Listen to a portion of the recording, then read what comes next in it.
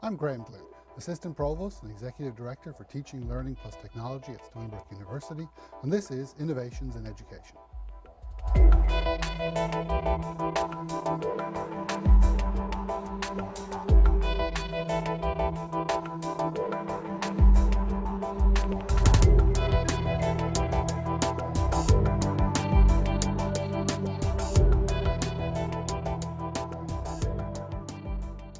In our show, we feature faculty and staff using innovative approaches and best practices to teaching and applications of educational technology that have had a positive effect on student learning.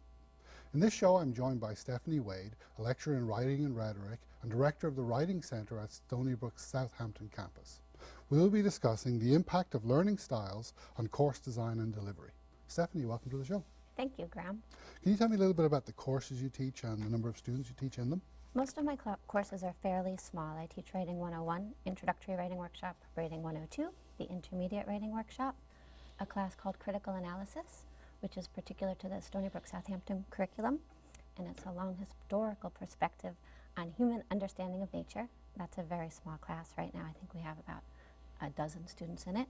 And lastly, I teach the Practicum, which trains graduate students to teach undergraduate classes. And again, there are about a dozen students in that.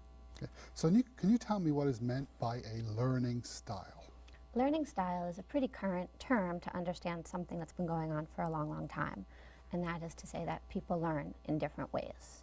So some of the students come to my writing classes with a fear of writing because they are more comfortable learning things physically by moving around. Other students learn by drawing rather than writing down words. Some students learn better when they hear or when they see or through active interaction. Mm-hmm. And then I always think of it in terms of there's a student or the learner who likes to jump in and do things, and when they encounter difficulties they then turn to the books. And then there's the student who loves to go to the books first, figure everything out before putting hands on. So different ways in which we process things. Exactly. Why is it important to know the different learning styles that might be in the student body in a classroom? Well, for me, it's a matter of getting a bridge between the student and what they need to know. And if I'm providing the wrong bridge, they're never going to get there. Okay. Are you saying that you customize your class for each student, or how do you adjust What I do is I try to listen to them in the beginning, and I'm also very upfront about the fact that students have different learning styles, and I say, I'm going to ask you to experiment with different techniques. Some of them will work for you, some of them won't, and at the end of the semester you'll reflect on the techniques, the writing techniques that you've experimented with, and see which you want to export to new learning situations.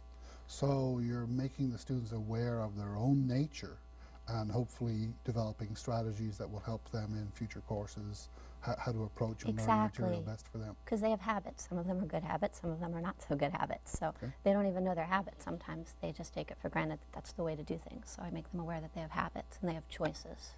So as a faculty member, what strategies can you adopt that make your teaching style less specific to one learning style and caters to a broad selection of styles? Well, Blackboard has actually helped a lot.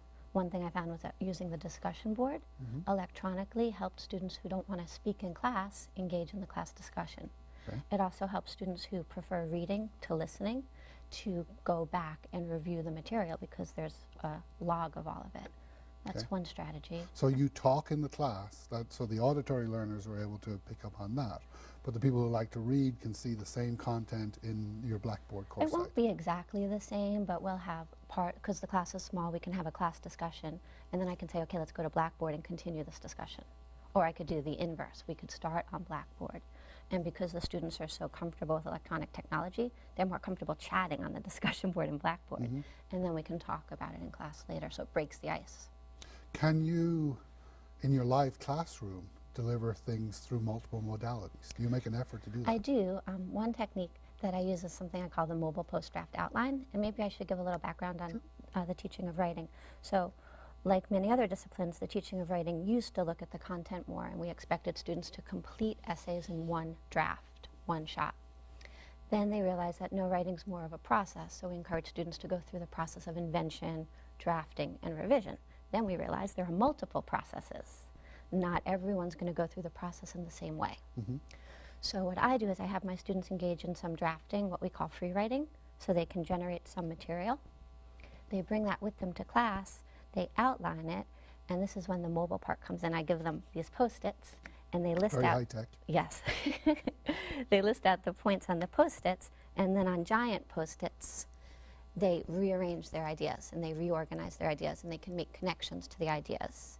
And then that gives them an opportunity also to make their work more public, and they give each other feedback on their work in a way that's much more low stakes than were they to give each other feedback on a final draft.